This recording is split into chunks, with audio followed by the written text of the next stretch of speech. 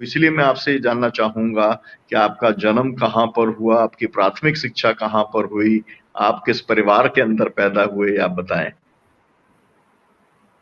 अच्छा, ये कभी ऐसा सोचा भी ना था कि हम कहाँ पैदा हुए और कैसे हुए और कहाँ पढ़े, इसका भी हमको कुछ ज़रूरत आएगी बताने की। लेकिन मुझे खुशी है कि मुझे वो याद आ रहे हैं, वो वो दिन। हम दिल्ली में पैदा हुए 1944, 18 मई 1944 को, यानी उस समय आज़ादी नहीं मिली थी।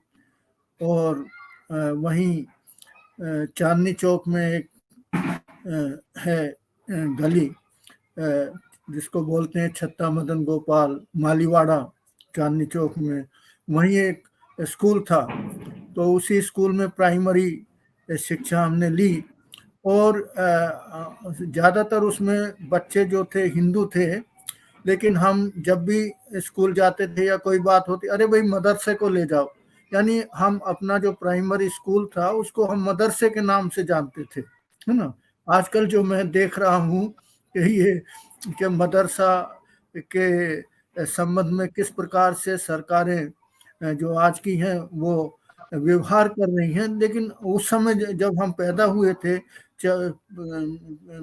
40 के दशक में या 50 के दशक में, वो जितने भी प्राइमरी स्कूल से कहीं भी उनको मदरसा बोलते थे। तो और फिर हम वहाँ क्योंकि और एक रेड फोर्ट का हमको याद आता है ग्राउंड। आजकल तो बड़ा उसको रोक टोक लगा दी है, लेकिन उसमें हम जाके खेलते थे। हिंदू भी होते थे, मुस्लिम भी होते थे, सिख भी होते, सब मिलजुल करके वहाँ पर कभी रेड फोर्ट के ग्राउंड में, कभी कोटला हाउस में फुटबॉल खेलते थे। हम फुटबॉल की हमारी अच्छी टीम थी और उसमें अच्छे प्लेयर भी होते थे। तो ये थोड़ा सा और मुझे याद भी आता है कि ट्राम चलती थी उस समय चांदनी चौक से, जो जामा मस्जिद से शुरू होती थी और वो चांदनी चौक होते हुए सदर जाती थी, और सदर से होते हुए हौस काजी वगैरह होते हुए ट्राम में हम बच्चे थे तो पीछे झूलते थे उसमें। चड्डी जिसको बोलते, चड्डी लेते थे। और कभी कभी घड़ी नहीं होती थी तो घंटा घर था उस समय, इस समय नहीं है चांदनी चौक में, घंटा घर था। और वो उस पर बहुत बहुत घड़ी लगी हुई थी, और घड़ी इसलिए ली कि लोग टाइम देखें। तो हमारे पिताजी कभी कहते थे अरे भाई टाइम देख के आए, तो हम भाग के चांदनी चौक में घंटे घर में जाके टाइम देख के और आते थे, पिताजी ये टाइम हुआ है। तो वो बहुत जमाना बदल गया है, उस समय क्या था। तो ये तो हमारे, जी, और जी, फिर पंचोली साहब। हाँ जी। जी, पंचोली साहब, उस समय के कुछ शिक्षक या कोई आपके सहपाठी जो आपको याद आते हों या आप जिनके संपर्क में हों, जिनके बारे में आप बताना चाहें? सहपाठी अब बहुत याद, बहुत इतना है कि हम जब स्कूल में होते थे तो हमारा एक मजमा, एक ग्रुप होता था जिसमें अंताक्षरी होती थी, शेर व शायरी की। तो शेर व शायरी हम बहुत करते थे। तो गालिब के, ज़ौक़ के, और बहुत जितने भी नामी ग्रामी उस समय शायर जो हो चुके थे, वो बहुत हमारा चलन होता था। और मुझे तो अभी याद नहीं है नाम, बहुत लोगों के मैं भूल चुका हूँ, लेकिन उनके साथ हम करते थे। और फिर जो फुटबॉल जब हम खेलते थे तो उसमें दिवाली के दिन हम इनवाइट करते थे अपने मुस्लिम साथियों को, खिलाड़ियों को, और उसके साथ जो जो हमारे मुस्लिम भाई थे वो हमको इनवाइट करते थे ईद वगैरह पर। और एक याद है हमें, अजीज कुरैशी बहुत अच्छे फुटबॉल के प्लेयर थे, वो शायद कुछ ड्रामा वगैरह में भी बाद में आए। तो हमने CFD की मीटिंग में एक वो बुलाया था इनको, जो SY कुरैशी साहब जो कमिश्नर रह चुके हैं, उसके इलेक्शन के चीफ कमिश्नर रह चुके हैं। तो बातों बातों में मैंने उनसे कहा कि भाई मैं वहीं रहता था मालिक चांदनी चौक में, और अजीज कुरैशी हमारे बड़े अच्छे खिलाड़ी थे उनके साथ, तो उन्होंने कहा भाई वो मेरे बड़े भाई थे। तो मुझे बड़ी खुशी भी हुई। तो इस तरह के जो, और इतना इतना अच्छा हम लोगों का, और फिर जो बड़े अच्छे डूरंट क्लब और डीसीएम क्लब फुटबॉल के वो अंबेडकर स्टेडियम में होते थे, हम सब जाते थे, देखते थे उसको। तो वो जमाना कुछ है याद, तो बहुत अच्छा, मतलब और कभी ऐसा हमको नहीं, हालांकि वो जामा मस्जिद की तो जो गलियां है मटिया महल और पीछे को चितली कबर और पीछे तक तुर्कमान गेट हमने छान रखी है। हम शायद हर जगह हम जाते थे, खेलते थे, कूदते थे, आपस में बातें करते थे। हमने कभी ऐसा नहीं देखा था कि कोई एनिमोसिटी हो, कोई एक दूसरे जी के जी खिलाफ। जी पेंचोली साहब, क्योंकि आप हम्म, उस जमाने की बात कर रहे हैं जब पार्टीशन मतलब हो चुका होगा, क्योंकि आप जब हाँ स्कूल जी। में होंगे और तो पार्टीशन तो हो चुका होगा। उसके बावजूद भी दिल्ली के अंदर, वो भी जामा मस्जिद के आसपास, इस तरीके का वातावरण था, ये जान करके बहुत आश्चर्य होता है। थोड़ा सा आपके परिवार के बारे में जानना चाहेंगे कि आपके परिवार में कितने आप भाई बहन थे, आपके पिताजी क्या करते थे, घर पे क्या पेशा था, जो भी आप बताना चाहें। हमारे पिताजी मिलिट्री में थे, ब्रिटिश आर्मी में थे, और सेकेंड वर्ल्ड वार में उनको जो जो फ्रंट थी जापानियों के साथ, उसमें काफ़ी उनको चोटें आई थी, तो डिसेबल हो गए थे। तो डिसेबल होकर के वो रिटायर हो गए थे, तो वो पेंशन उनकी मिलती थी। तो वो वहीं पर काम कुछ जो है बैठे बैठे घर पर ही कुछ काम कर लेते थे। ऐसा नहीं था वो चल फिर सकते थे, सब कुछ थे, लेकिन मिलिट्री के उसमें नहीं थे। और उनका बहुत एक्सपीरियंस था वार का, सेकेंड वर्ल्ड वार का, जापानीज के अगेंस्ट उनकी फ्रंट थी उस समय। और जापानी उनको मरा हुआ समझ के छोड़ गए थे, उनको बड़े बैनेट मारे थे उनको। तो वो थे। और हमारे जो बड़े भाई थे, एक भाई थे हमारे बड़े और दो बहनें थी। तो बड़े भाई पुलिस में थे, ऑफिसर थे दिल्ली पुलिस में। तो लेकिन उनके 1980 में एक्सीडेंट में वो गुजर गए थे। और हमारे पिताजी जब हमने बीए की थी तब वो गुजर गए थे। तो उसके बाद हमने एमए की और कुछ थोड़ा बहुत काम भी किया, और फिर हम ट्रेड यूनियन में आ गए। तो और हमारी बहनें हैं, दो दो बहनें थी, वो भी अब नहीं रही, वो काफ़ी काफ़ी साल हो गए उनको गुजरे हुए। तो ये हमारे परिवार का है। जी, आप कॉलेज के अंदर कहाँ गए, कौन से कॉलेज के अंदर आप पढ़े, और उस समय क्या वातावरण था, उसके बारे में आप बताएं। देखिए, हम रामजस कॉलेज में 1962 में दाखिल हुए थे।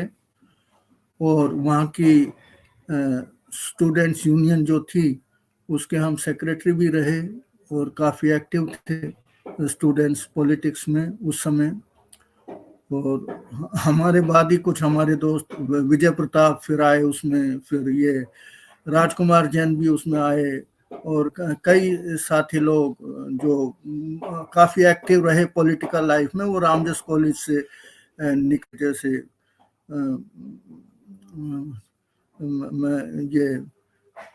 मैं नाम भूल रहा हूँ उन लोगों के, लेकिन वो निकले, अब भी हैं वो लोग यहाँ पर। तो रामजस कॉलेज में हमारा उस समय रहा। जो उसके है, बाद जी जी, उस समय क्या वातावरण क्या था उस समय जो है, और आप कह रहे हैं कि सेक्रेटरी चुने गए, तो उस समय भी चुनाव में क्या, जिस तरीके से लाखों रुपया आज खर्च होता है दिल्ली यूनिवर्सिटी ना के ना इलेक्शंस ना के ना, अंदर, बिल्कुल तो उस नहीं, समय भी बिल्कुल क्या नहीं। पैसा ऐसा खर्चा होता था और पूरी पार्टियां ना लगती थी और ना, बड़ा भारी एक कैंपेन होता मैं था, जैसा आज मैं होता है। मैं जब सेक्रेटरी बना तो मेरा एक पैसा खर्च नहीं हुआ। एक छोटा सा कोई नाम का एक पैम्फलेट छोटा सा, वो भी हमारे दोस्तों ने वो करवा दिया। और कॉलेजों में जो भी इलेक्शन होते थे कोई पैसा वैसा नहीं खर्च होता, और ना यूनिवर्सिटी में होता था। जो दिल्ली यूनिवर्सिटी के इलेक्शन होते थे उसमें प्रेसिडेंट जो उस समय बनता था उसको वो कोई पैसा खर्च नहीं कर सकता सर, भाई उसका कैलिबर क्या है, उसकी इंटेलिजेंस क्या है, उसका स्टेटस क्या है, उसका चरित्र क्या है, उसके बिना पर वो चुने जाते थे। लेकिन इस तरीके से नहीं होता था जिस तरीके से आजकल है।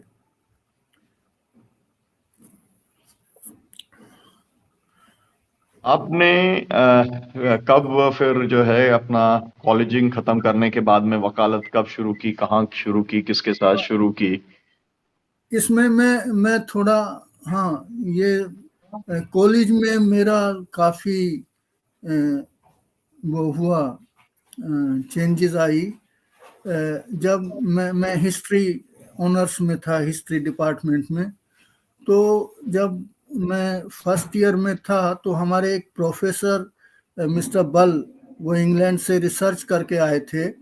उन्होंने बताना शुरू किया रशियन रेवोल्यूशन के बारे में, और फिर उन्होंने एम एन रॉय के बारे में बताना शुरू किया, हिस्ट्री उस समय की। तो उन्होंने कहा कि M N Roy was a man of Lenin's calibre. तो हम कम्युनिस्ट आइडियोलॉजी उस समय के प्रभाव में थे, और हमें बड़ा आश्चर्य हुआ कि एम एन रॉय का तो हमने नाम नहीं सुना। हम इतने हमारे कम्युनिस्ट फ्रेंड हैं, दोस्त हैं, और ये आकर के कहते हैं कि M N Roy was a man of Lenin's calibre. तो हमें बड़ा इंटरेस्ट हुआ उसमें, पढ़े, हमने एम एन रॉय को पढ़ना शुरू किया, तो हम बहुत उससे प्रभावित हुए उनकी आइडियोलॉजी से। तो हमको उस समय पता लगा कि भाई वो ऐसे व्यक्ति थे जो 1915 में जब एक रेवोल्यूशनरी ग्रुप में थे, मिलिटेंट ग्रुप में थे, वो फर्स्ट वर्ल्ड वार में बाहर गए और आर्म्स लेने की कोशिश की, अमेरिका गए, फिर वहाँ से मैक्सिको चले गए, ब्रिटिश इंटेलिजेंस उनके पीछे थी। और जब 1917 में रेवोल्यूशन हुआ रशिया के अंदर, तो बाद में कॉल दी लेनिन ने कि जितनी भी उस समय कम्युनिस्ट पार्टी का नाम कम्युनिस्ट पार्टी नहीं था, सोशलिस्ट पार्टीज होती थी 1917, 15, 16 उससे पहले से। तो उन्होंने पहली कम्युनिस्ट पार्टी लेनिन ने बनाई रूस के अंदर, और उन्होंने कॉल दी कि जितनी भी सोशलिस्ट पार्टी हैं दुनिया में, यूरोप में, वो सब अपने को कन्वर्ट कर लें कम्युनिस्ट पार्टी में। तो जो एम एन रॉय थे वो मैक्सिकन कम्युनिस्ट सोशलिस्ट पार्टी के सेक्रेटरी थे। तो वो एक पहले व्यक्ति थे जिन्होंने जो पहली communist party outside of Russia बनी वो मैक्सिको में बनी। तो उन्होंने मैक्सिकन सोशलिस्ट पार्टी को 1919 में कम्युनिस्ट पार्टी कन्वर्ट किया, और उसके बाद लेनिन ने उन्हें बुलाया, बात वहाँ पर डिबेट्स हो गए, दैट इज अनदर। लेकिन हम उनकी जो आइडियोलॉजी थी और बाद में जो उनके चेंज हुई, जो उनके वो कॉन्फ्लिक्ट भी चले कम्युनिस्ट इंटरनेशनल से, बाद में बाहर आए, फिर इंडिया में आए। जो कानपुर और मेरठ कंस्पिरेसी केस थे, ही वाज अक्यूज नंबर 1, फिर आकर के उनको 12 साल सजा हुई, 6 साल वो जेल में रहे, उसके बाद निकले। तो उनसे हमारा बहुत वो था। और उसके बाद और उसमें हम 1972 के अंदर मैं सप्रू हाउस लाइब्रेरी में कोई मैगजीन देख रहा था, पढ़ रहा था, तो वहाँ पर मुझको रेडिकल ह्यूमनिस्ट मिला। तो मुझे बड़ा आश्चर्य हुआ कि तब तक हमको नहीं पता था, ना तारकुंडे जी का हमको पता था, ना रेडिकल ह्यूमनिस्ट एसोसिएशन का पता था। लेकिन वो मैगजीन देख करके हमने उसमें पता किया, और हमने तारकुंडे जी को फ़ोन किया कि भाई हमको तो बड़ी खुशी है कि एम एन रॉय के नाम से कोई मैगजीन निकल रही है, तो हम आपसे मिलना चाहते हैं। उन्होंने फ़ौरन बुलाया, और फिर हम उसी समय तारकुंडे जी के कांटेक्ट में आ गए। और उस समय हम एक लीगल असिस्टेंट एक कंपनी के अंदर भी काम करते थे। हमने एमए कर लिया था हिस्ट्री में, हमने एमए भी कर लिया था। और उस कंपनी के अंदर हम लीगल असिस्टेंट थे, तो वहाँ पर हमने देखा कि वर्करों के साथ मिनिमम वेज उनको नहीं दिया जाता था। तो उसकी हमने यूनियन बनाई और उस यूनियन को हमने साथ दिया, तो उसमें उन्होंने हमको सस्पेंड कर दिया। 1975 में हम सस्पेंड रहे, केस फिर हमने देखा कि जो लेबर के वो हैं रिप्रेजेंटेटिव, वो बड़े अनइक्विप्ड हैं, यानी उनको इतना जो ज्ञान होना चाहिए, लीगल नॉलेज होनी चाहिए वर्कर्स के केसेस के लिए, वर्कर्स राइट्स के लिए, वो नहीं है। तो हमने खुद उसको पढ़ना शुरू किया और हमने अपने केस खुद किए। फिर हमने औरों के भी केस किए। फिर हमें ट्रेड यूनियन मूवमेंट में आ गए। फिर हिंद मजदूर सभा में हमने ज्वाइन किया। AP आनंद जी थे, वो दिल्ली में जो हिंद मजदूर सभा के मेन रिप्रेजेंटेटिव थे, उनके साथ। और हमने जहाँ जहाँ हिंद मजदूर सभा के जलसे होते थे उसमें हमने जाना शुरू किया। और बहुत सारी यूनियंस जो थे वो उसके अंदर हम एग्जीक्यूटिव कमेटी में हम थे। जो MCD है उसके ज़्यादातर 4th क्लास एम्प्लॉय और ड्राइवर्स का हमने बहुत काम किया उसमें। उनका पढ़ा है। अभी एक मुझे याद है कि 1977 में जब उनकी डिमांड नहीं मानी गई, तो वो असल में कूड़ा उठाते थे। दिल्ली का सारा कूड़ा वो उठा करके ट्रक वो जा करके वो खड्डे पर जहाँ वो फेंका जाता है वो फेंकते थे। तो एक दिन हमने डिसाइड किया कि भाई ये कॉरपोरेशन वाले MCD हमारा नहीं मान रहे हैं, तो हम इनका घेराव करेंगे। तो जितने भी जो कूड़े के ट्रक थे उसको लेकर के हमने इसका म्यूनिसिपल कॉरपोरेशन का घेराव, कम से कम 200 ट्रक थे, वो पूरा चांदनी चौक और ये रेलवे स्टेशन है उसका घेराव कर दिया। और हमने कहा कि जब तक आप हमारी बात नहीं मानेंगे तब तक हम यहाँ हटेंगे नहीं। और ये दिल्ली का जो सारा कूड़ा हमने इकट्ठा किया है, हम यहाँ पर सारा इसमें फेंकेंगे यहाँ पर। तो उसका नतीजा है। और अखबारों में आया कि stinging seas of the corporation, ये अखबारों की न्यूज़ थी, फ्रंट पेज न्यूज़ थी। और शाम को ही हमारा उसमें सेटलमेंट हो गया। उनके जो भी मांगे थी वो मंजूर हो गई थी उस समय। और भी बहुत सारे हम स्ट्राइक्स वगैरह होते थे, जाते रहते थे। बिरला मिल की थी, DCM की थी, स्वतंत्र भारत मिल की थी। सब बड़ा एक अच्छा ट्रेड यूनियन मूवमेंट का उस समय 1970 और 80 के बीच में इतना अच्छा तालमेल था कि सब जो ट्रेड यूनियन लीडर थे उसमें कोई ऐसा नहीं था कि भाई आपस में कोई कॉन्फ्लिक्ट हो, फर्क हो। जहां भी कोई धरना प्रदर्शन या कोई डिमांड होती थी, सब एक दूसरे को सपोर्ट करने जाते थे। इसी बीच में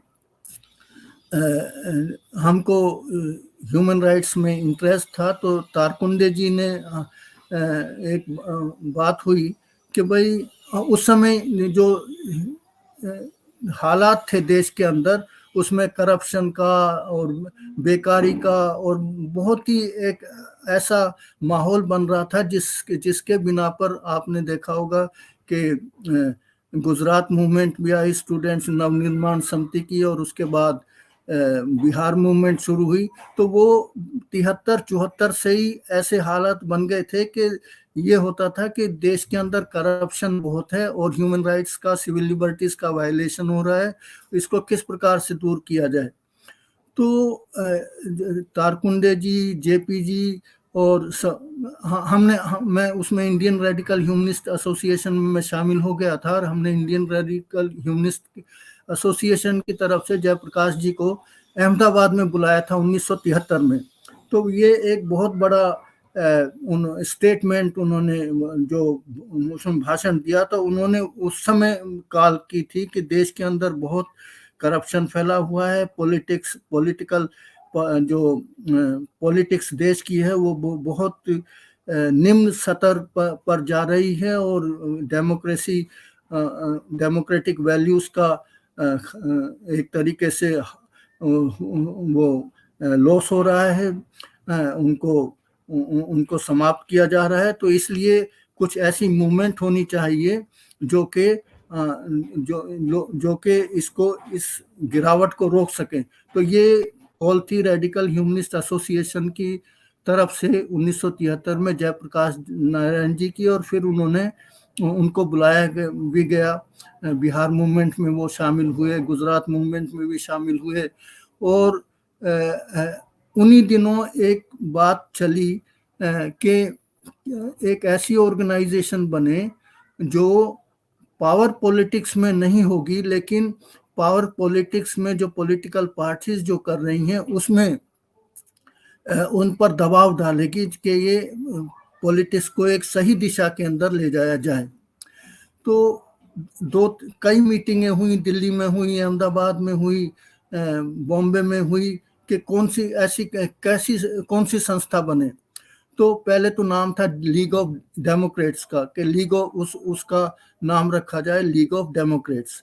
लेकिन जब हमारी कॉन्फ्रेंस हुई 13-14 अप्रैल 1974 को गांधी पीस फाउंडेशन में, तो अखबारों में आया कि ऐसी ऑर्गेनाइजेशन बनने जा रही है जो कि डेमोक्रेटिक राइट्स के लिए, सिविल लिबर्टीज के लिए और करप्शन के खिलाफ वो कैंपेन करेगी, लेकिन बिना पावर पॉलिटिक्स में भाग लिए, और उसको जयप्रकाश जी उसको एड्रेस करेंगे।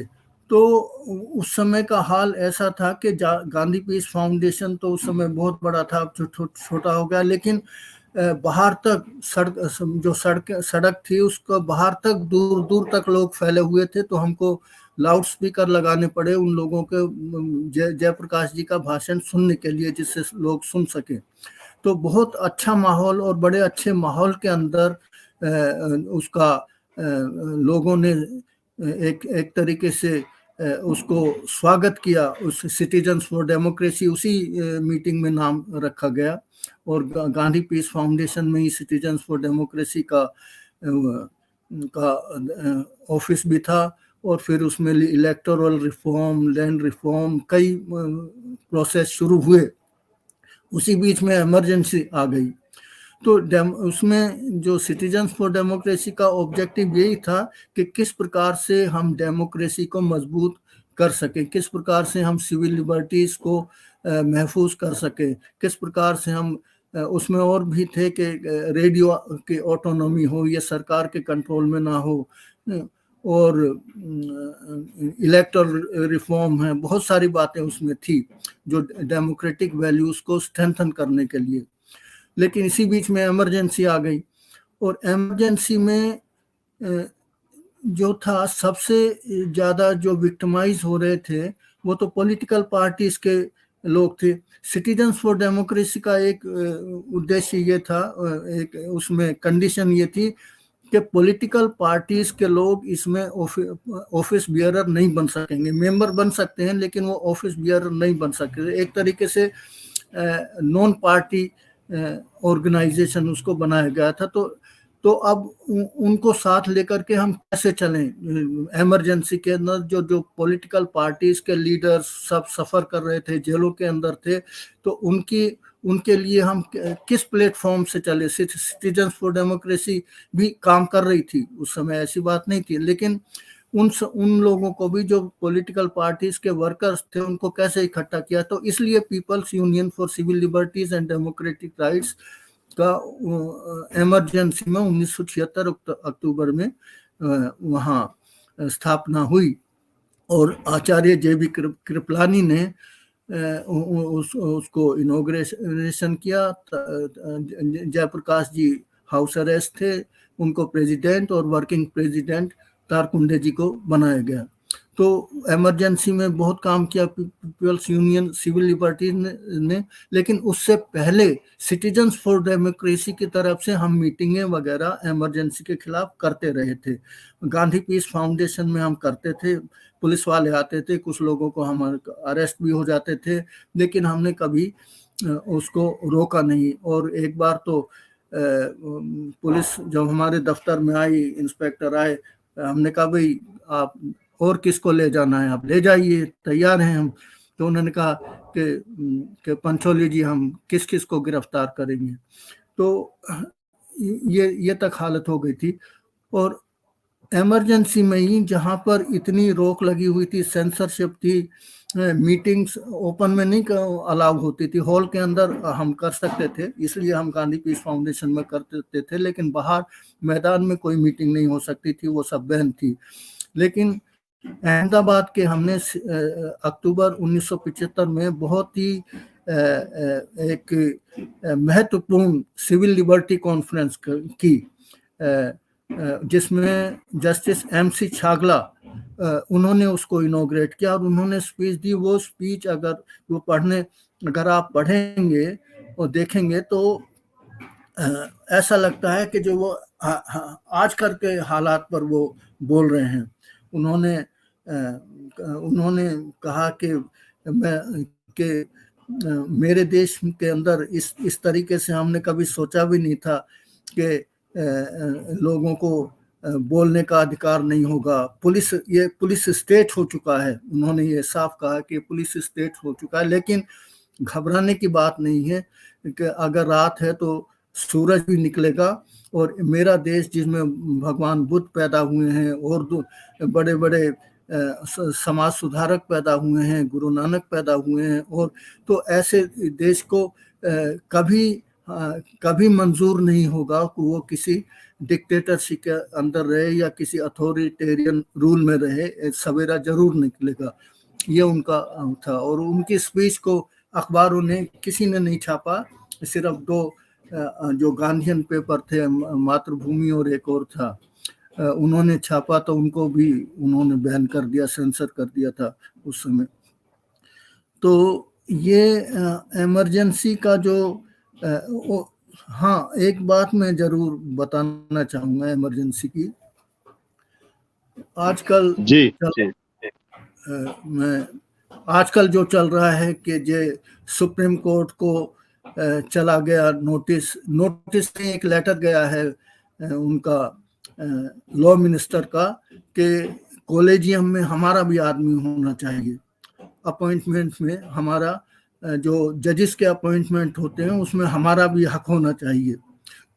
और दूसरी तरफ जो धनखड़ साहब हैं वाइस प्रेसिडेंट, उन्होंने भी सुप्रीम कोर्ट का जो जिस तरीके से उनकी पावर्स है उस पर भी चोट करने की कोशिश की है, और कहा है कि उनको ये जो रिव्यू जो बेसिक स्ट्रक्चर है कॉन्स्टिट्यूशन का, उसको बदलने का पार्लियामेंट को भी हक है।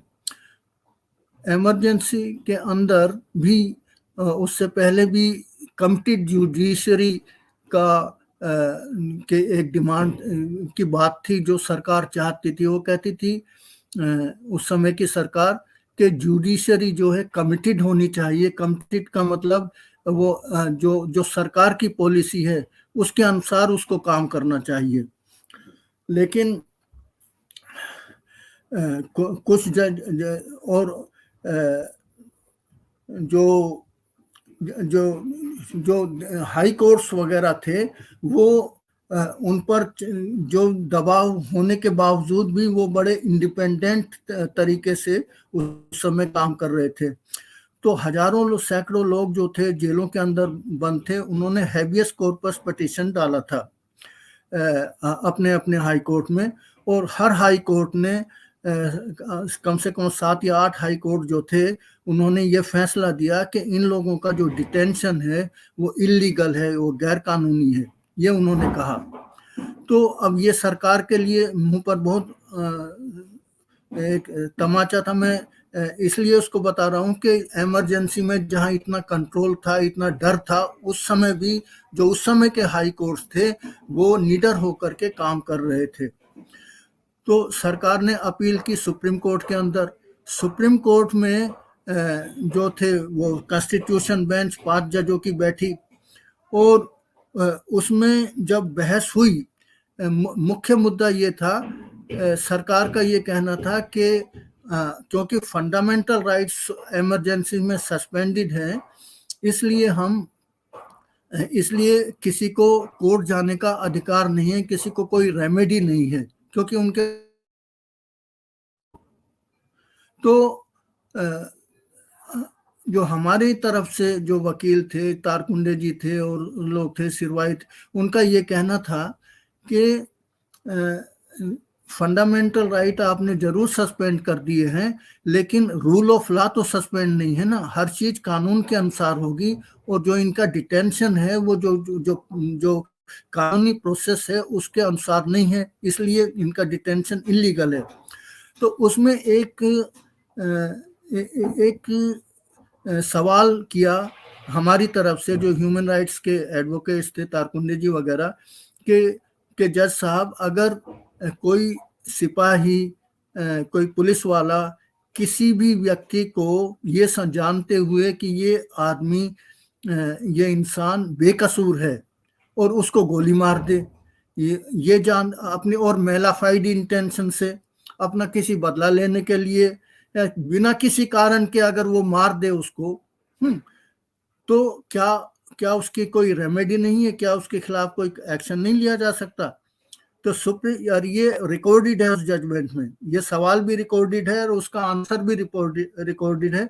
सुप्रीम कोर्ट ने ये कहा कि नहीं, क्योंकि फंडामेंटल राइट सस्पेंड है, इसलिए चाहे बेशक उसको कोई मार दे, बदनीयती से मार दे, मेलाफाइड इंटेंशन, और ये जानते हुए कि ये बेकसूर है, तो फिर भी उसका कोई राइट नहीं हुआ।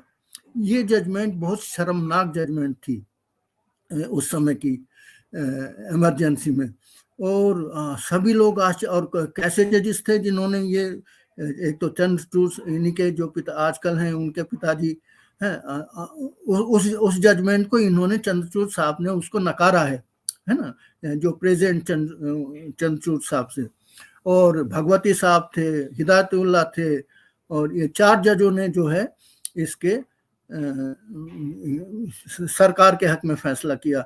और एक जज जो HR खन्ना थे, उन्होंने बड़ी वंडरफुल जजमेंट, जो कि आज भी जानी जाती है, कि उन्होंने आम आदमी की डिग्निटी के लिए, उसके राइट्स के लिए उन्होंने बहुत अच्छा जजमेंट लिखा कि ये जो भी हम जो सिविल लिबर्टीज है लोगों की, वो हम कॉन्स्टिट्यूशन के मुताबिक उसको वायलेट नहीं कर सकते, चाहे सरकार। तो ये उस पंचोली साहब, हाँ जी, मैं असल में चाह रहा था कि क्योंकि समय कम है, तो मैं ये चाह रहा था कि कुछ इम्पोर्टेंट और बातें जो हैं, जो आपके जीवन के साथ में जुड़ी हैं, वो भी आ जाती तो वो अच्छा रहता, क्योंकि PUCL PUDR को लेकर के और PUCL और CFD को लेकर के जो आगे के पंजाब के अंदर जो कुछ हुआ 84 के अंदर, और उसके बाद के अंदर जो आपने रिपोर्ट बनाई और आपके ऊपर जो राष्ट्रद्रोह वाला जो मुकदमा चला, हम उसके बारे में थोड़ा सा जानना चाहेंगे। हाँ, ये तो हम तो ट्रेड यूनियन मूवमेंट में थे, ह्यूमन राइट मूवमेंट में, रेडिकल ह्यूमनिस्ट CFD PUCL की तरफ से। तो फिर जहाँ जहाँ इस तरह के वारदात होते थे, हमारी CFD और PUCL की टीमें वहाँ जाती थी, जहाँ सबसे पहला जो सिटीजन्स फॉर डेमोक्रेसी ने फॉल्स एनकाउंटर का जो केस हुआ है, वो पंजाब के अंदर जो फॉल्स एनकाउंटर हुए, वो तारकुंडे जी की, और आंध्रा के अंदर वो पुलिस वालों ने बहुत सारे ट्राइबल्स को ले जाके उनको बांध करके उनको गोलियों से मार दिया और कह दिया एनकाउंटर है। ये 80 और 81 की बात की है। तो उस पर भी CFD और PUCL ने बहुत काम किया। और जो 84 के जो कत्लेआम हुआ सिखों का, उसके अंदर PUCL ने रिपोर्ट दी और CFD ने भी रिपोर्ट दी। और उन रिपोर्ट, जब वो रिपोर्ट आई थी, तो उससे पहले तो सब सेंसरशिप थी, किसी को कुछ पता नहीं था, लेकिन उस रिपोर्ट से ये सारे पता लगा कि किस प्रकार से एक तरफा उस समय की जो रूलिंग पार्टी थी, उसके लीडरों ने मिलकर के, गुंडों के साथ मिलकर के, किसी गरीब जो सिख थे उनको पकड़ के उनको औरतों के साथ व्यवहार किया, उनको 3000 लोग मारे। अब बताइए, 3000 लोगों को मारने के लिए कोई 200-300 लोग तो होंगे नहीं, 3,000 लोगों को मारने के लिए 15, 20, 25,000 लोग तो कम से कम होंगे जो झुंड के झुंड जाते थे, किसी को सजा नहीं हुई। बड़ी मुश्किल से 1-2 लोगों को अब कई 25-30 साल बाद कुछ सजा हुई। तो उस समय अगर इस वायलेंस के खिलाफ एक्शन ले लिया जाता तो शायद आगे जो भी कम्युनल हिंसा हुई है, चाहे वो मलियाना में हुई, हाशिमपुरा में हुई या और जगह हुई, गुजरात में हुई, तो शायद वो रुक जाती। लेकिन उन लोगों कोई एक्शन नहीं लिया उस समय की सरकार ने। तो वो एक हमारी रिपोर्ट थी और उस रिपोर्ट के बेसिस पर बहुत उस पर इंक्वायरी कमिटीज भी बैठी हैं, कमीशन भी बैठे हैं, और उसमें हुआ है ये भी सामने आया है कि उस समय की सरकार के इशारे पर ये सब कुछ हुआ। पंजाब के अंदर जो हुआ, ब्लू स्टार ऑपरेशन हुआ, तो उसमें जिस प्रकार से उसका ब्लू स्टार ऑपरेशन का कोई कारण नहीं था कि हरमंदर साहब पर अटैक किया जाए। देखिए, वो कहते थे कि उसमें घुस गए हैं मिलिटेंट्स, आतंकवादी उसमें वहाँ ठहरे हुए हैं, इसलिए हमने उस पर अटैक किया।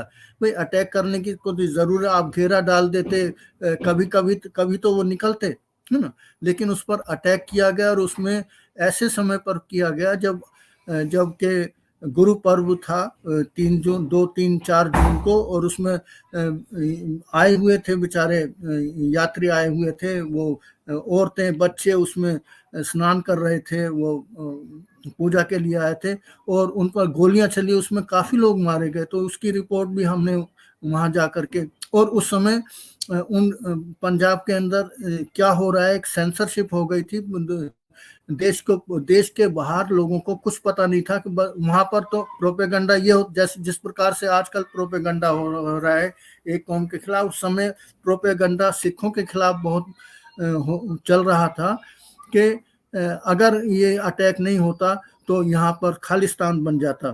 तो हमने वहाँ के संत कृपाल जी जो खालसा दीवान के अध्यक्ष थे, मैंने उनसे पूछा कि भाई ये खालिस्तान के बारे में आप लोग क्या कहते हैं। तो उन्होंने एक शेर कहा, उन्होंने कहा कि चमन को छोड़ दूं ये दिल्लगी भी खूब रही, हमारा खून बहा है कली कली के लिए, कि हमने तो इस देश के लिए खून बनाया है और आप कहते हो हम खालिस्तान बनाएंगे, है ना। तो ये सब झूठ है, और सैकड़ों लोगों को टाडा लगा दिया गया। तो वो हमने रिपोर्ट दी थी, उस पर हम पे उसका सेडिशन का चार्ज भी बना, हम 4 लोगों पर जिन्होंने रिपोर्ट दी थी। और उसमें बाद में ये जब दूसरी सरकार आई वीपी सिंह की, तो उन्होंने वो केस विड्रॉ किया। तो उसके बाद और भी सिटीजन्स फॉर डेमोक्रेसी के कम्युनल हार्मनी की तरफ से और पाकिस्तान के साथ हमारे अच्छे संबंध हुए। 1994 में हमने शुरू किया वाघा बॉर्डर पर के हम वहाँ जा कर के एक वो मनाएंगे, स्वतंत्रता दिवस मनाएंगे दोनों देशों के देश के लिए। तो उस समय पहली बार जब हम गए थे तो सिर्फ 300-400 लोग थे, उसके बाद तो बढ़ता गया, कारवां बढ़ता गया, और अब तो हजारों लोग वहाँ जाने लग गए वाघा बॉर्डर। ये जो कैंडल लाइट वगैरह होता था, एंडी पंचोली साहब, जिसमें जो है सच्चा साहब भी जाते थे, जस्टिस और नैयर साहब भी जाते थे, उसमें वो कार्यक्रम भी लगातार चलता था। वो और ये कार्यक्रम जो आप बता रहे हैं वो जुड़े रहे, जो 14 अगस्त को होता है बाघा बॉर्डर के ऊपर। वो हमने शुरू किया था, सिटीजन्स फॉर डेमोक्रेसी ने शुरू किया था, फिर और लोग उसमें जुड़ते चले गए। 1994 में हाँ, मैंने कई संगठनों को चिट्ठी लिखी थी, तो हमारा इरादा था, हमने 100 लोगों की तैयारी की थी कि शायद 100 लोग आएंगे, लेकिन वहाँ 400 लोग पहुंच गए। दूसरी बार तो बस गाड़ियां ले लेके पंजाब से ही लोग पहुंचने लगे हैं, और कई संगठन उसमें शामिल। तो वो अच्छा चला, वो हम ही लोगों ने, सिटीजन्स फॉर डेमोक्रेसी ने वो आरंभ किया था। मैं थोड़ा सा आपसे पंचोली साहब जो है सुरेंद्र मोहन जी के बारे में, क्योंकि वो आपके बहुत घनिष्ठ मित्र रहे, वो मैंने आंखों से देखा है, आपके बड़े भारी प्रशंसक थे, मित्र भी थे, शेरो शायरी वाले भी आपके मित्र थे, जो आप बचपन में आप बता रहे थे कि हम पहेली खेला करते थे, तो वो तो आपकी बाद में भी चलती हुई हमने देखी है। तो आप उनके बारे में क्या कहेंगे, क्योंकि उनका भी एक कमिटमेंट रहा था इस सब के बारे में? नहीं, उनका तो बहुत कमिटमेंट था। उन्होंने तो हमारे सोच के अंदर, मेरे सोच के अंदर, मेरे कार्यक्रमों के अंदर उनका बहुत प्रभाव रहा, उनका इंस्पिरेशन रहा, प्रेरणा रही। और मैं तो उनको ट्रेड यूनियन में जब था, HMS में था, तो हम कहीं धरने करते थे, धरने प्रदर्शन करते थे, तो चाहे वहाँ 10 लोगों का प्रदर्शन हो या 10,000 लोगों का प्रदर्शन हो या 1,000 लोगों का, तो कहीं भी बुलाते वो वहाँ पर जाते थे। और कभी भी उनसे और कभी भी हम उनसे मिलने चले जाते थे। कोई ऐसी बात नहीं होती थी कि उनसे अपॉइंटमेंट लेकर के मिला जाए। और जो भी दिल्ली के अंदर किस प्रकार से जो ट्रेड यूनियन मूवमेंट को बढ़ाया जाए, उसमें उनका बहुत अच्छा वो योगदान रहता था। और सिर्फ हिंद मजदूर सभा के ही नहीं, जो दूसरी यूनियन थी, C2 थी या AITUC या इंटक थी, कहीं भी कोई भी बुलाए वो वहीं चले, और सब लोग बुलाते थे उनको। उनमें ये नहीं था कि भाई ये सोशलिस्ट है, सोशलिस्ट पार्टी के हैं इसलिए इनको हम नहीं बुलाएंगे। वो हर तबके के ट्रेड यूनियन, हर पार्टी के जो यूनियन थी, वो सब उनको बुलाते थे और उसमें वो जाते थे। और जी पंचुली हमारी जी जी, आज जो है वो स्मृति दिवस है जनेश्वर मिश्र जी का, जिन्हें छोटे लोहिया के नाम से जाना जाता है। उन्होंने भी ह्यूमन राइट्स के सवालों को कई बार पार्लियामेंट में उठाया, आपके कहने के ऊपर, आपकी ब्रीफिंग के ऊपर। मैं चाहूंगा कि उसके ऊपर भी अगर आप कुछ हम लोगों के साथ में अपने विचार साझा करें। और इसके आगे जो है वो तिवारी जी, और अभी 10-15 मिनट हम लोग बातचीत आपसे करेंगे, तो तिवारी जी इसकी चर्चा को आगे बढ़ाएंगे। थोड़ा जनेश्वर जी के बारे में आज आपकी नहीं, टिप्पणी। ज्ञानेश्वर जी श्रद्धांजलि भी सभा के हमको तौर, श्रद्धांजलि के बहुत तौर पे। याद आते जी हैं, बहुत याद आते हैं उनसे। अगर हमको कोई सवाल उठाना होता था तो हम फौरन उनके पास पहुंच जाते थे, और वो पार्लियामेंट में वो उठाते थे, और उनके घर मीटिंगें भी होती थी। तो उनसे उनका ऐसा ऐसा लगता था कि जैसे फ्रीडम मूवमेंट के अंदर जिस तरीके से जो आइडियोलॉजीज चलती थी, जो आदर्श थे, वो उन आदर्शों को वो एक तरीके से पेश करते थे पार्लियामेंट के अंदर। और पार्लियामेंट के अंदर कोई किसी भी तरह का कहीं मानव अधिकारों का हनन का कोई किस्सा हो, या डेमोक्रेटिक वैल्यूज के हनन का कोई किस्सा हो, वो बड़ी मजबूती के साथ अपनी आवाज वहां पर उठाते थे। तो उनका तो बहुत योगदान है।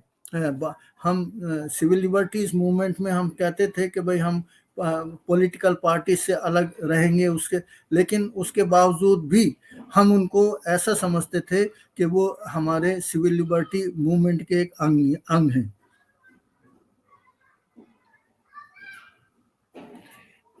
पंचोली साहब जो है अब तिवारी जी आगे बढ़ेंगे, आप उन्हीं के सवालों को जवाब दीजिएगा। लेकिन कहीं ना कहीं पर एक ये सवाल, क्योंकि आपने MN रॉय जो है उनका तुलना मैंने भी कई किताबों में पढ़ा है कि वो जो है उनकी तुलना एक लेनिन जो है उनसे की जाती रही, लेकिन देश के अंदर वो स्थान जो है जो उन्हें मिलना चाहिए वो नहीं मिल पाया। उसके ऊपर भी आप अपनी टिप्पणी, पहले सवाल ले लेते हैं तिवारी जी का, और उसके दौरान आप जो है ये भी टिप्पणी आप कीजिएगा। जी तिवारी जी, आप सवाल करें अपने।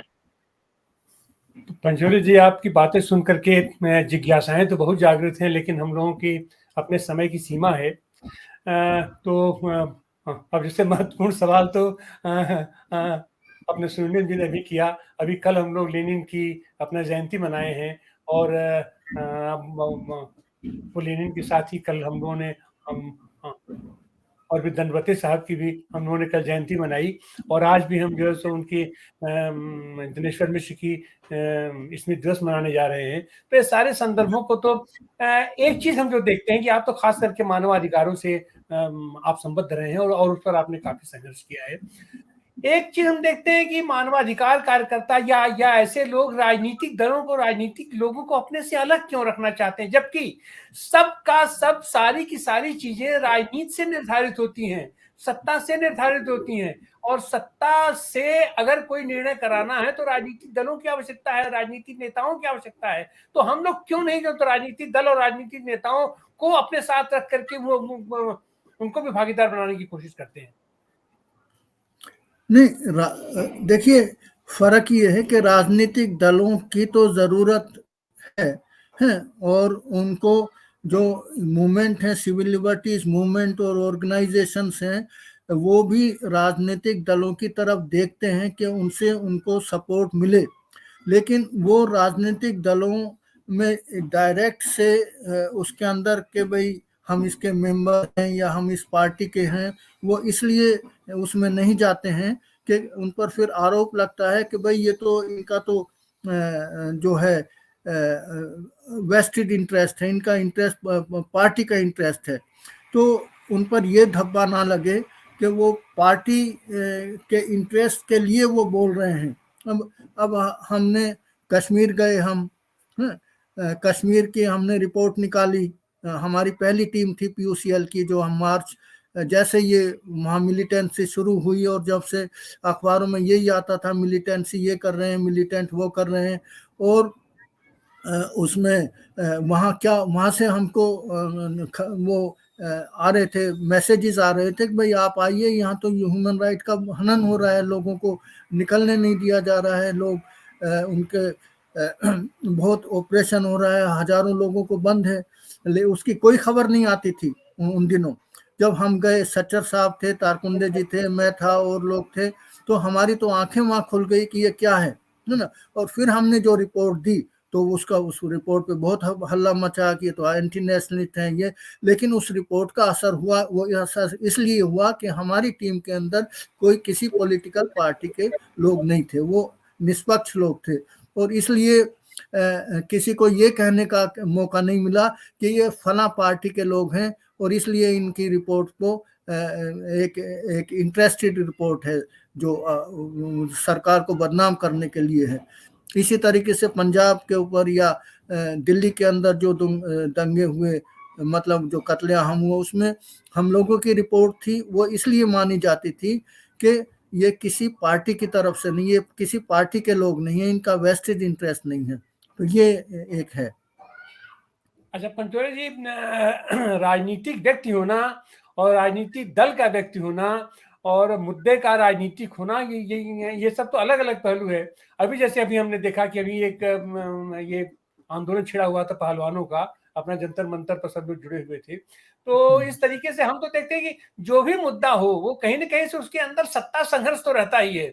अब से ये कल का ही ये जो आंदोलन था पहलवानों का, तो अभी तो कहीं ना कहीं से सत्ता संघर्ष से जुड़ा था। वहां वृंदा कानंद गई अपना समर्थन देने तो उनका अपोज कर दिया गया, और जबकि ये सारे के सारे भारतीय जनता पार्टी के अंदर के लोग विभूषण रहे हो आपस में संघर्ष करके, और यह 5 दिन 7 दिन तक इतना बड़ा हंगामा चलाया गया, और उसकी स्थिति ये हुई कि FIR तक दर्ज नहीं हुई, कोई आदमी व्यक्तिगत रूप से रिपोर्ट तक करने नहीं गया कि किसके साथ वो जो उत्पीड़न हुआ है। तो हमको लगता है कि इन्हीं सारी वजहों से तो ऐसा नहीं है कि वो अपने सिटीजन फोरम और जो मानवाधिकार कार्यकर्ता लोग ये राजनीतिक दलों से अपने आप को दूरी रखते हैं।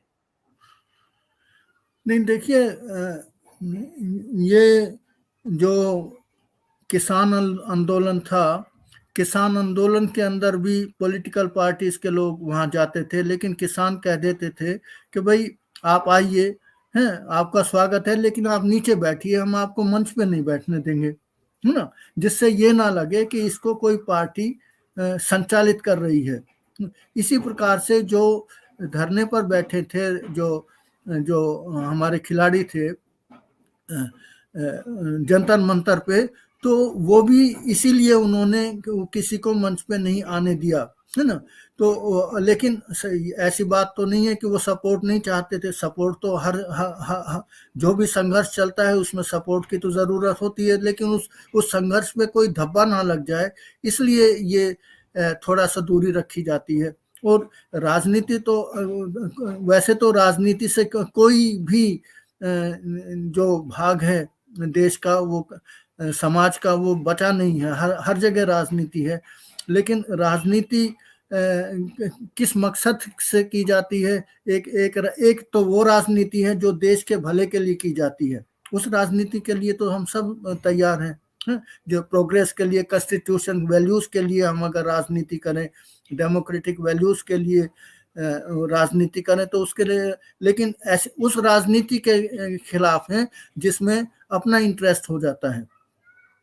थोड़ी सी बात मैं वो भी करना चाहूँगा, अगर और कोई सवाल नहीं है। जो अभी सुनीलम जी ने कहा कि भाई एम.एन. रॉय को इस प्रकार से क्यों नहीं माना जाता, जबकि उसका ये था कि भाई वाज, और लेनिन से उनकी डिबेट हुई कि इंडिया के अंदर किस तरीके से वो किया जाए, और लेनिन के गांधी जी के बारे में कुछ अलग विचार थे, रॉय के गांधी जी के बारे में कुछ अलग विचार थे, उनका कन्फ्लिक्ट भी हुआ हो है।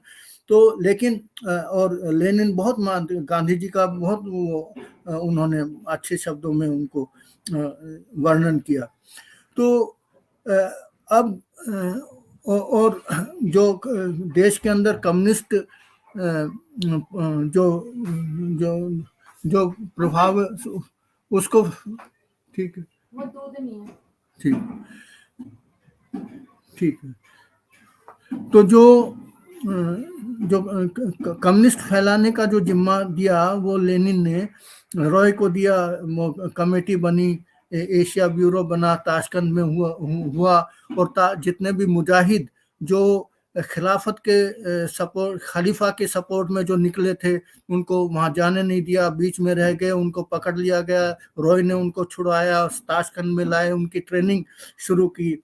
और इंकलाब का जो वर्ड है वो, अगर आप रॉय की किताब पढ़ें तो 1920 के अंदर वो रॉय कहते हैं कि हम इनको इन मुजाहिदों को जो खलीफा के सपोर्ट में गए थे उनको ट्रेनिंग करते थे, बोलो इंकलाब जिंदाबाद, लेकिन वो बोलते थे नहीं, खलीफा जिंदाबाद, है ना। तो ये इंकलाब जिंदाबाद का वर्ड वहां से शुरू हुआ, क्योंकि वो मुजाहिद इंकलाब जिंदाबाद का नाम की ट्रेनिंग लेकर के फिर इंडिया में आए, और इंडिया में वो शुरू हुआ। मोहानी साहब जो थे, हजरत मोहानी साहब, वो तो तारकुंडे जी उसके रॉय के बहुत ही करीबी थे, उन्होंने उसको प्रचालित किया। तो रॉय की बड़ी इज्जत भी थी। जैसे जेल से छूटे, कांग्रेस में वो आए, उसके समिति में, कार्य समिति में भी आए, और उनका, लेकिन उनके जो विचार थे वो यूरोप में वो रहे 1920 से 1930 तक। और उन्होंने जो फासिज्म और नाजिज्म का जो राइज था वो जर्मनी में भी रहे, फ्रांस में भी रहे, हर जगह रहे। तो उन्होंने अपनी आंखों से देखा है कि फासिज्म और वो है क्या। तो इसलिए उन्होंने, जबकि हिटलर, जबकि वर्ल्ड वार शुरू नहीं हुआ था, अपनी जेल में ही उन्होंने एक किताब लिखी है फासिज्म पर, है ना।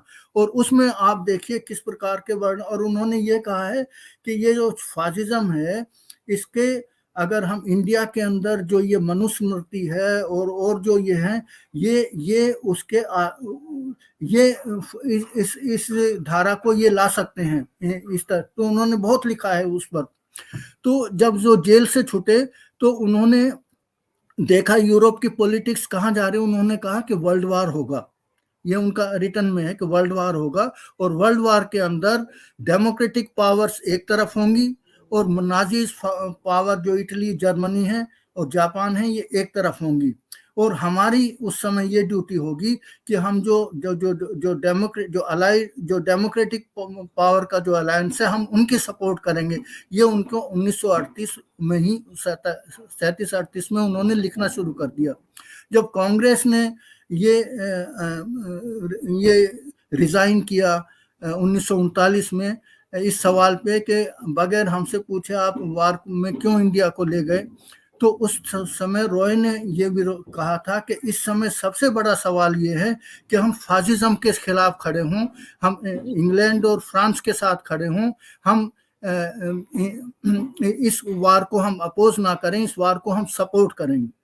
तो उस सवाल के अंदर उनको बहुत बदनाम किया गया, उसको कि भाई ये तो सपोर्टर हैं उसके। अब अंबेडकर जो थे वो तो मिनिस्ट्री में थे ना, उन्होंने भी जो है साथ ही दिया ब्रिटिश गवर्नमेंट का कि भाई हमको इसको करना चाहिए। और जो जो लेबर पार्टी उस समय रॉय ने बनाई थी, उसको जो कंट्रीब्यूशन जो हुआ था वो अंबेडकर जी ने दिलवाया था कि इनको, क्योंकि ये प्रचार कर रहे हैं फासिज्म नाजिज्म पावर्स के खिलाफ, इसलिए इनको ये भत्ता दिया जाए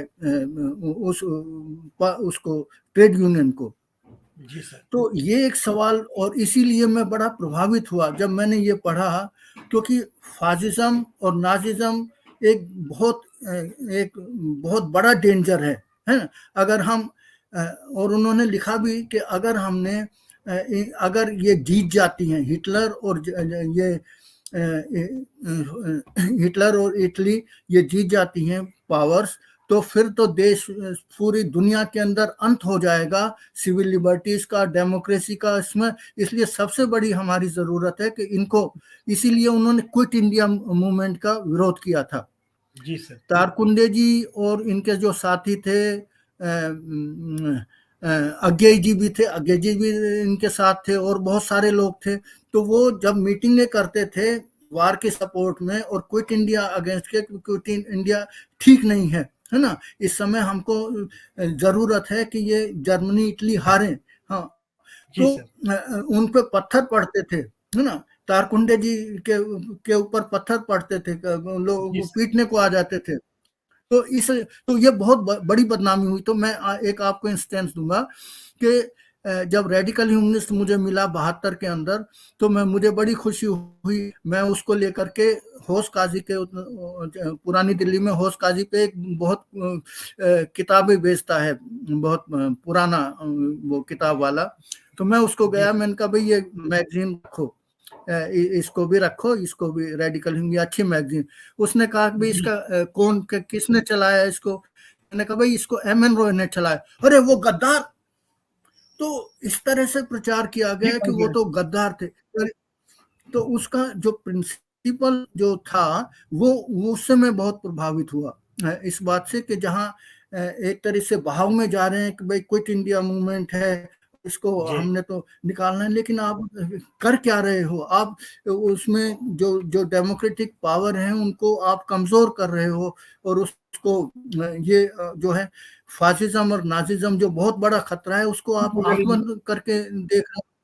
तो उसमें एम.एन. रॉय को बहुत ही, लेकिन वो अपने प्रिंसिपल पे रहे।